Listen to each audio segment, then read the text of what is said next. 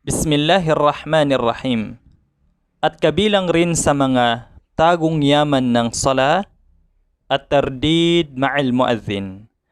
An Abdullah bin Amr radiyallahu anhuma annahu sami'a an-nabiy sallallahu alayhi wa sallam yaqul idza sami'tumul muadhdhina faqulu mithla ma yaqul thumma sallu alayya fa innahu man salla alayya salatan sallallahu alayhi biha 10.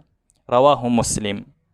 Ayon kay Abdullah bin Amr radiyallahu anhuma na nagsabi ang sugo ni Allah sallallahu alayhi wasallam, kapag inyong narinig ang muadhin o di kayo mga nananawagan, ang tagapagtawag ng adhan, ay sabihin ninyo ang tulad sa sinasabi niya.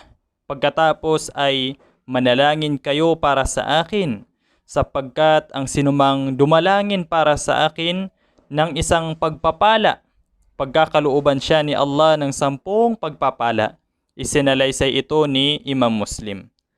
At ayon kay Umar ibn al-Khattab radiyallahu anhu na nagsabi ang sugo ni Allah sallallahu alayhi wasallam, kapag sinabi ng muadhin na nanawagan sa salah, Allahu Akbar, Allahu Akbar, at nagsabi ang isa sa inyo ng Allahu Akbar, Allahu Akbar, at kasunod kanyang sinabi ang Ashhadu an la ilaha illallah, at nagsabi ng Ashhadu an la ilaha illallah, at kasunod kanyang sinabi ang Ashhadu anna Muhammadar Rasulullah, at nagsabi ng Ashhadu anna Muhammadar Rasulullah, at kasunod kanyang sinabi ang Hayya 'alas salah, at nagsabi ng La hawla wala quwwata illa billah, at kasunod kanyang sinabi ang Hayya 'alal falah, at nagsabi ng La hawla wala quwwata illa billah,